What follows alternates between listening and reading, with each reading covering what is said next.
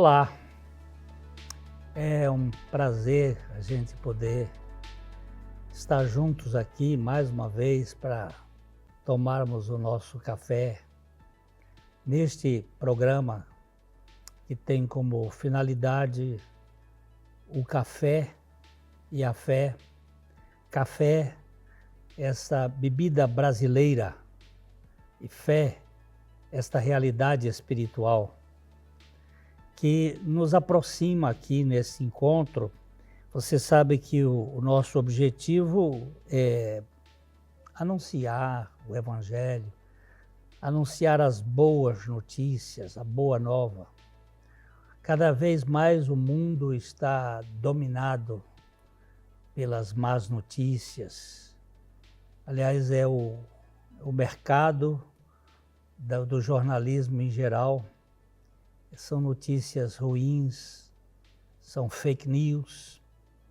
E nós queremos que você conheça a boa nova do Evangelho, o Evangelho das riquezas de Jesus Cristo, da Palavra de Deus, que traz esperança, que endireita os nossos caminhos tortos. Então, esse é o nosso objetivo. Aí estão os links das nossas redes sociais, que você tem possibilidade de conhecer o nosso material e também participar conosco. E você pode ser, com certeza, um parceiro, um aliado nesse projeto. E nós contamos com você como intercessor, como aquele que ora, que você aí na sua casa ou no seu ambiente de trabalho pode orar pelo programa e orar uns pelos outros. Orai uns pelos outros. Essa é uma expressão muito própria. E também, se você puder nos ajudar contribuindo para a manutenção do programa, nós agradecemos profundamente. Além do que, você pode compartilhar com outras pessoas o material. Nós vamos para um pequeno intervalo e um devocional e logo nós estamos voltando.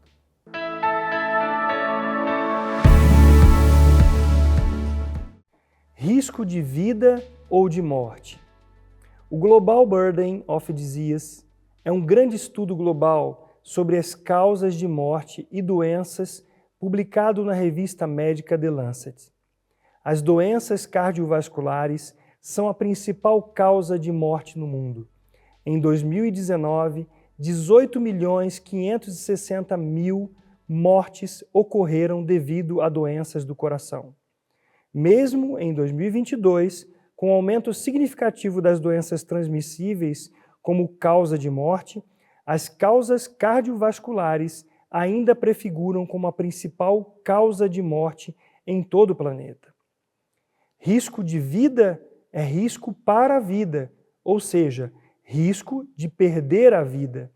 Segundo a professora Vânia Maria do Nascimento Duarte, pós-graduada em língua portuguesa pela Universidade Cidade de São Paulo, partindo dessa premissa, afinal, estaria incorreta tal expressão?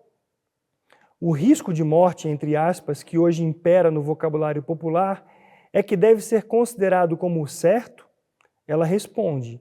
A resposta para essa indagação reside no fato de que risco de vida possui todos os requisitos para integrar o padrão convencional da linguagem, embora risco de morte, entre aspas, também seja dotada deste mesmo aspecto, ou seja, correta da mesma forma, mesmo porque já a utilizamos há tanto tempo. Não se pode negar, diz José Maria da Costa, graduado em Direito, Letras e Pedagogia, mestre e doutor em Direito pela PUC São Paulo, que de uns tempos para cá houve a redescoberta da expressão risco de morte, a qual, impulsionada pela defesa do prestigiado professor Pasquale Cipro Neto, em um de seus programas pela televisão, acabou por se tornar verdadeiro modismo nos meios de comunicação. Sendo uma ou a outra expressão a ser usada, as duas são corretas e sinônimas, ou seja, possuem a mesma intenção comunicativa, que indica que alguém se encontra numa situação de perigo que pode ocasionar sua morte. Vale notar que essa expressão pode ser bem usada no contexto físico, porém, se pensamos no lado espiritual, todos que nascem nesse mundo já estão mortos em delitos e pecados, isto é, separados de Deus por causa do pecado e com o risco fatal de morte eterna. A Bíblia nos diz, portanto, assim como por um homem entrou o pecado no mundo e pelo pecado a morte, assim também a morte passou a todos os homens, porque todos pecaram. Romanos 5,12. Todo aquele que não foi vivificado por Jesus Cristo está morto em delitos e pecados e a caminho da morte eterna, se não nascer de novo. A única maneira de uma pessoa não correr risco de vida é recebendo a vida eterna por meio da morte e ressurreição de Jesus Cristo. Como diz a letra de um hino tradicional, foi Jesus que abriu o caminho para o céu. Não há outro meio de ir. Nunca irei entrar no celeste lar se o caminho da cruz errar. Não há outro meio, queridos. Fomos, pois, sepultados com ele na morte pelo batismo, para que, como Cristo foi ressuscitado dentre os mortos, pela glória do Pai, assim também nós andemos em novidade de vida. Porque se fomos unidos com ele na semelhança da sua morte, certamente o seremos também na semelhança da sua ressurreição. Sabendo isto, que foi crucificado com ele o nosso velho homem, para que o corpo do pecado seja destruído e não sirvamos o pecado como escravos. Porquanto quem morreu está justificado do pecado, diz o apóstolo Paulo em Romanos 6, de 4 a 7. O nosso pecado foi a causa da morte de Jesus.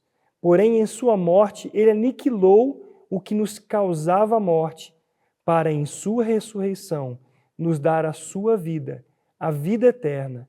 Você crê nisso?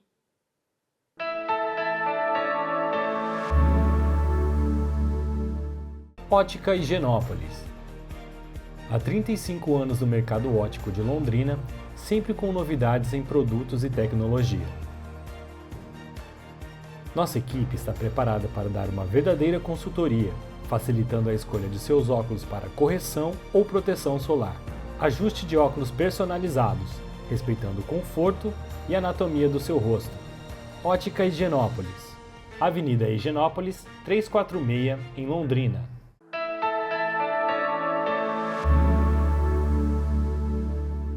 Você sabe o que é negacionismo?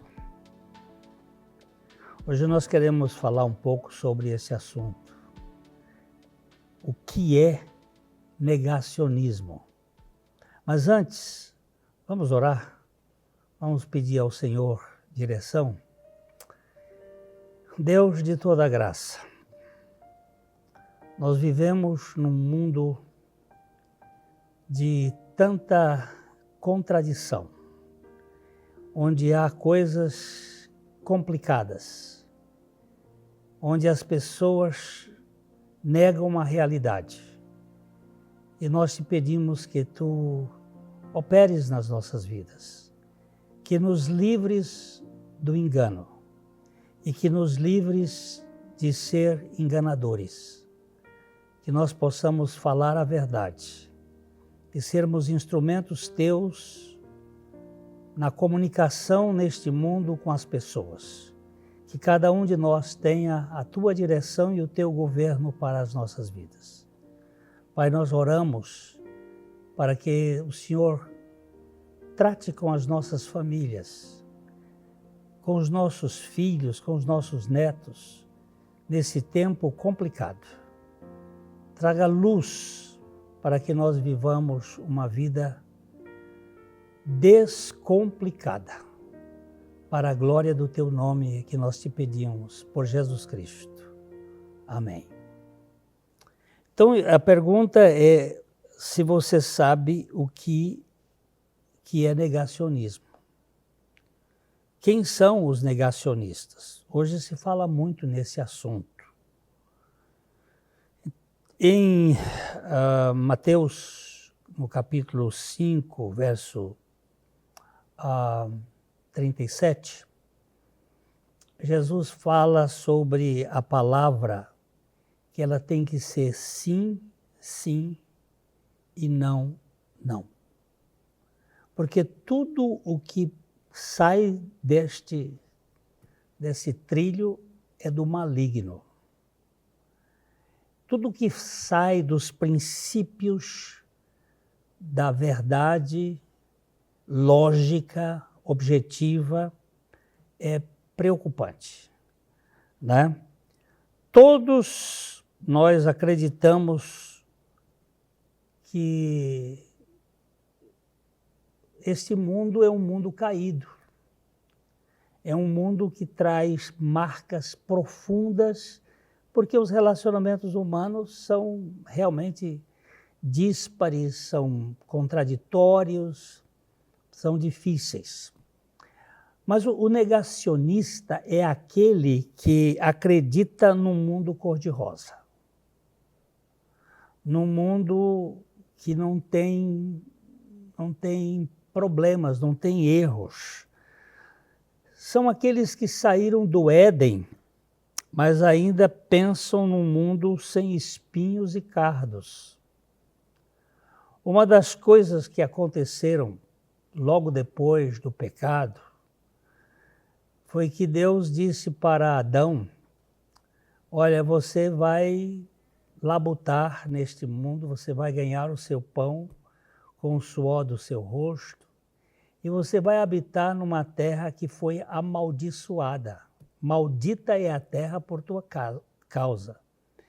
E nessa maldição aparecem duas palavras ali chamadas espinhos e cardos, ou abrolhos, que fala exatamente de um mundo que foi atingido, vamos usar uma figura mais assim compreensível, pela lei da entropia, do envelhecimento, da caducidade, da morte. A realidade do mundo é uma realidade cruel. Mas essa turma que crê neste mundo cor-de-rosa, nesse mundo colorido, é um mundo irreal. São os que supõem que o ser humano está evoluindo, está melhorando cada dia. Há uma turma que acha que o homem do século XXI é muito mais evoluído eticamente, moralmente, do que o homem do século XVII ou mais para trás. E pensam que o homem é bom, que o homem é um ser maravilhoso. Esses são os negacionistas. Eles não veem a realidade deste mundo. O salmista diz, em 2 salmos, mas eu vou citar apenas um aqui, o Salmo 14, a Bíblia diz o insensato no seu coração, não há Deus. Corrompem-se e praticam abominação. Já não há quem faça o bem. Parece um negócio terrível, mas esta é a realidade. O bem existencial nosso é um bem egoísta. É um bem que eu quero sempre levar vantagem sobre os outros. E depois ele diz assim, todos se extraviaram e juntamente se corromperam. Não há quem faça o bem, não há nenhum sequer. Isto aqui é a realidade. O negacionista é aquele que pinta uma humanidade perfeita, sem problemas, sem dificuldades. É aqueles que creem que os reinos desse mundo estão se aprimorando sob o desenvolvimento político, que nós estamos caminhando cada vez mais para uma democracia evoluída. Mas a verdade é que a Bíblia diz que o mundo jaz no maligno. Que este mundo aqui não é o universo, não é a Terra, é aqueles que governam o mundo. É aquele que tem o poder da governabilidade do mundo. Satanás, quando tentou Jesus, teve um momento que ele disse: eu te darei todos os reinos deste mundo para que tu me adores. Aí Jesus disse para ele: arreda-te, Satanás. Ele não negou que os reinos deste mundo lhe foram entregues. Quem está por trás dessa governança é o maligno. Negacionista é aquele que admite que o mundo está evoluindo, está melhorando.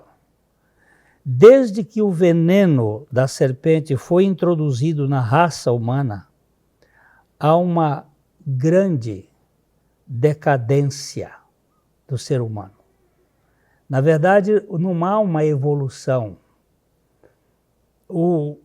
A barbárie que era combatida, e hoje fala-se em civilização, mas o tal homem civilizado da atualidade é tão bárbaro quanto o de antigamente.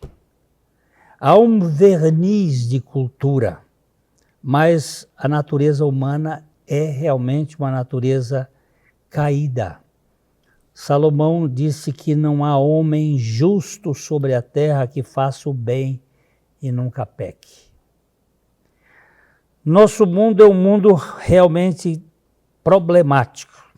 Se é verdade que houve uma grande evolução tecnológica nos últimos anos, que houve ganhos científicos reais, houve uma incapacitação racional sem limite e um déficit moral pouco visto na história da raça adâmica. Se é verdade que em tecnologia hoje nós temos aparelhos como este aqui, que é verdadeiro computador, com uma riqueza de detalhes, a natureza humana, o ser humano, bárbaro, que é capaz de pegar crianças, nenéns e degolá-los por causa dos seus projetos de ambição de poder. É bárbaro. Mas não é só lá no Oriente, é aqui no Brasil, é em todos os países. O que estamos vendo é de fato um homem bruto, é um homem perverso. E só um milagre para negacionista é este que tenta dizer que vivemos num mundo cor-de-rosa, quando na verdade nós vivemos num mundo podre, num mundo caído. Espera um instante que eu volto já já para a gente comentar um pouco mais.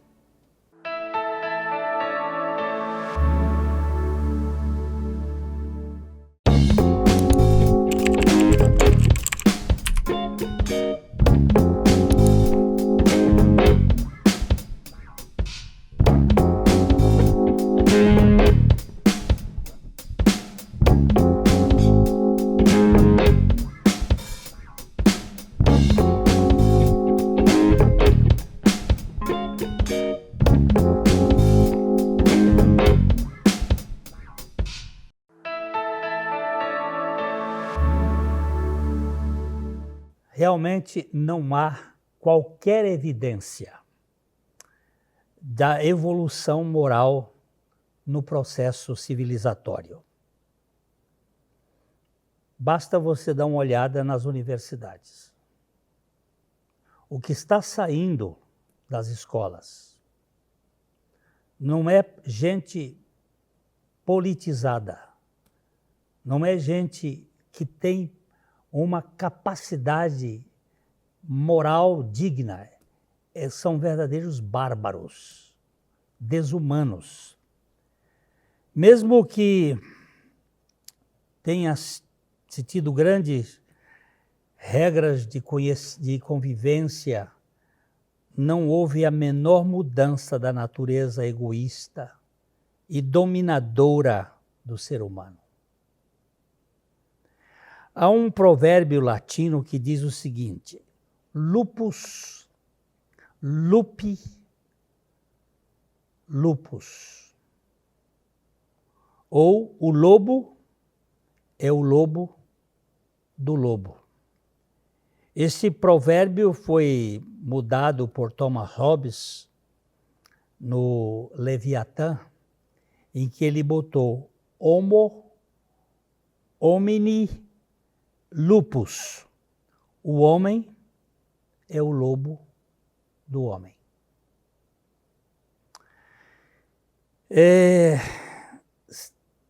O homem é uma fera domesticada, mas continua sendo uma fera cruel. Por trás do verniz cultural está um bicho, um animal bruto, violento. Tentar domesticar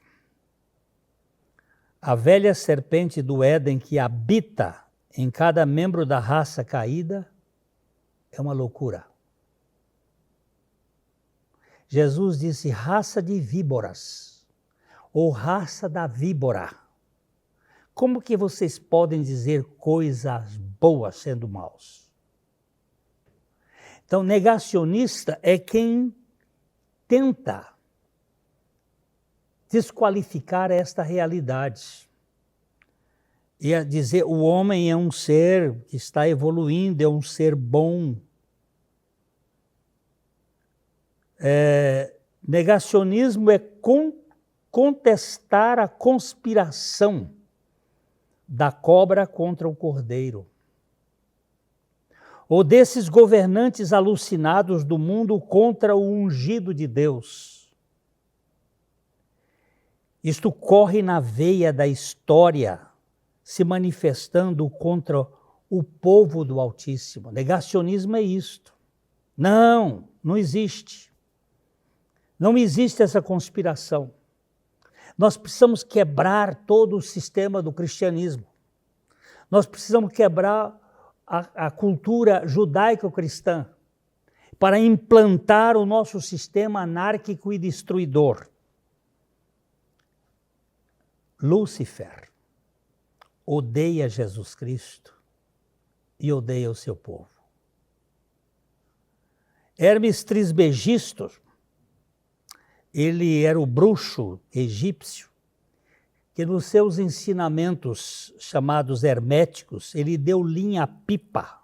Esta pipa louca que hoje voa bem alto na indústria dos venenos para dizimar um tanto da população global e controlar as pessoas. Essa é uma linguagem metafórica, mas é uma linguagem forte. O velho homo homini lupus continua aí, o homem destruindo o homem, como um velho lobo. Quando nós vemos a ciência dividida entre ciência da vida, sendo desacreditada, e as evidências, entre aspas, de laboratórios hackeados pela Bolsa de Valores e manipulados por agentes de um sistema financeiro iníquo, que esperança nós temos para a humanidade? Que humanidade é esta? Onde se pega uma criança, um feto, e se tira este feto com sucção. Que homem é este que nós estamos dizendo que está evoluindo? Negacionismo é negar o caos, acreditando que o mundo só vai melhorar, que a ciência está a serviço da humanidade. Isto é negacionismo. Que temos um mundo cada vez melhor, sem um ser humano realmente transformado por Cristo. Isto é impossível.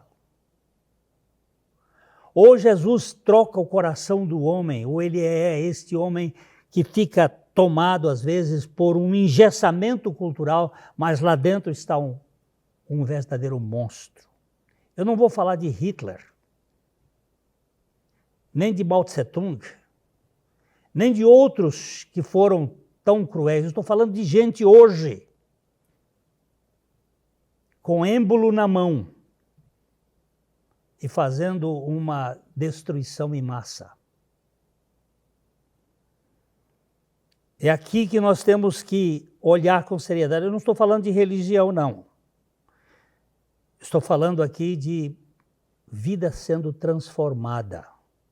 Porque você pode formar um monstro dentro da igreja e colocar um título de pastor, de padre ou de qualquer outra coisa, de papa, e é um monstro sem a vida de Cristo. O apóstolo Paulo foi no âmago da questão quando ele nos disse em 2 Timóteo, no capítulo 3, versos 12 e 13.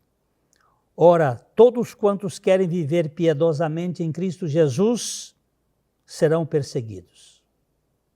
Mas os homens perversos e impostores irão de mal a pior, enganando e sendo enganados. Santo Agostinho, que é um ícone da Igreja Católica e um homem preciosíssimo, ele afirma-se: antes de Deus poder libertar-nos, precisamos desenganar de nós mesmos. Nós precisamos nos arrepender da nossa própria natureza. Sim, desenganar tanto de nós como de quem quer que nos iluda com as suas premissas temporais e falaciosas. Só o que é eterno nos interessa. Nenhum prêmio será dado aos anões morais e nenhum estímulo a adultos infantis que só dão crédito a esta questão temporal falaciosa de fakes. Só queria uma compreensão. Eu vou levantar uma questão só aqui. Provem-me que a ordem do universo vem de uma explosão sem causa inteligente. Então, eu me deixarei ser conduzido pelos negacionistas de plantão. Quem são os negacionistas?